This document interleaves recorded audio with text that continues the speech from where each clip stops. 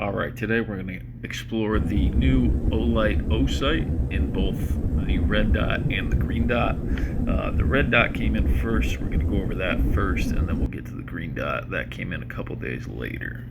But yeah, here's your first look.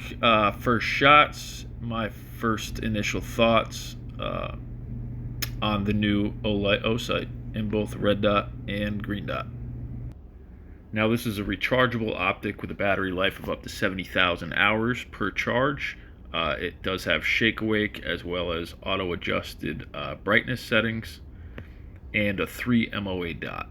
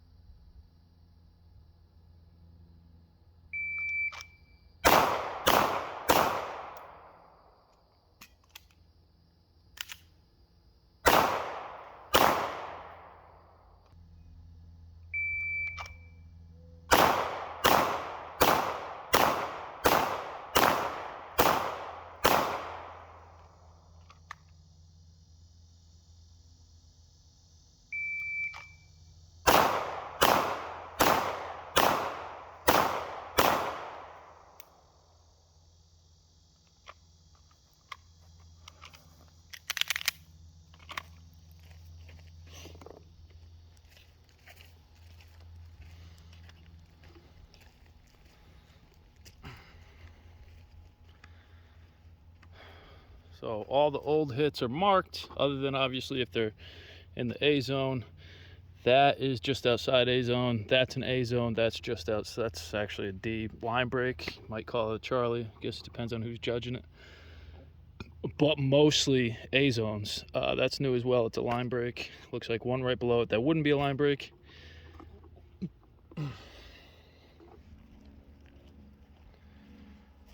And then over here, Charlie, Charlie, Charlie. This target is obviously further away, but it's almost a line break Charlie. That's a line break Charlie. That's a Charlie. That's a Charlie. A lot of Charlies over here. There is a couple new A zones, but I don't know if I pointed that one out already, but definitely some Charlies on the further away target.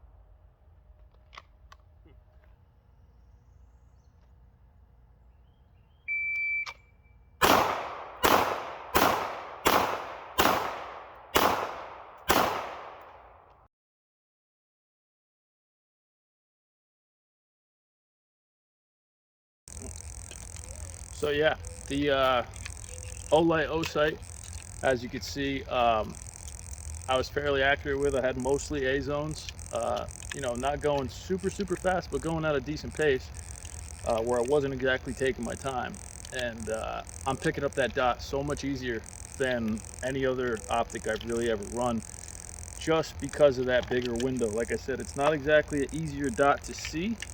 It's a 3 MOA, and it doesn't get super bright like a Vortex Defender or a Hollow Sun would, but it gets bright enough. I can see it fine in the daylight. But it's not that the dot is easier to pick up by any means. It's just that big window makes a huge difference. So it's a winner in my book. Once the plate for the Prodigy comes in, I'm going to run fuck that brown from before. Looks like it is. Once the Prodigy plate comes in, I'm going to try out the green dot, and that will probably stay on the Prodigy, or I may swap it to the Staccato. We'll see. But once that plate comes in, we'll give you a verdict on the green dot as well. All right, we got the green dot installed today. I'm thinking it looks better on the Prodigy than the one on the Staccato. That black and black really blends nicely and doesn't make it look so big and obnoxious.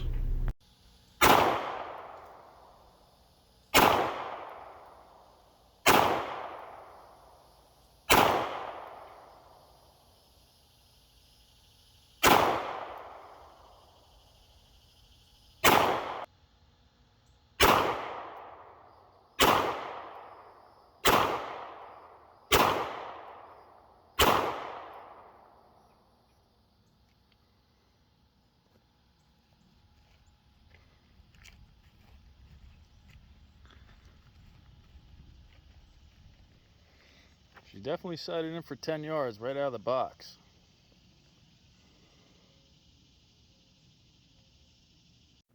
So my honest opinion of this optic, whether you go with the red or the green dot, is just that you're getting a lot for the money.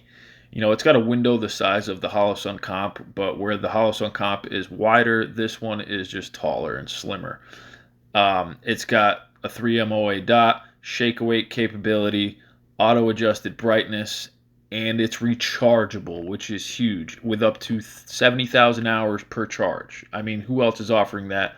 No one. That's the answer. No one is. Olight really stepped up the optic game with this. I wouldn't be surprised if I see other companies jumping on that rechargeable bandwagon after this as well. Uh, but yeah, I was definitely impressed. I picked up this dot very easily out of the holster. As soon as I had it up at eye level, I was on target just about immediately every time. And I can't say that about many other optics I've ever run. The biggest optic I had owned before this was a Vortex Defender ST. If you've ever run that, you know that's not a small optic by any means, and this one dwarfs that one. So I say go for it. I think it's worth every penny. And like I said, the fact that it's rechargeable, just they're blowing everybody else out of the water with that one aspect alone. So yeah, check out the Olight Osight. I can't recommend it enough.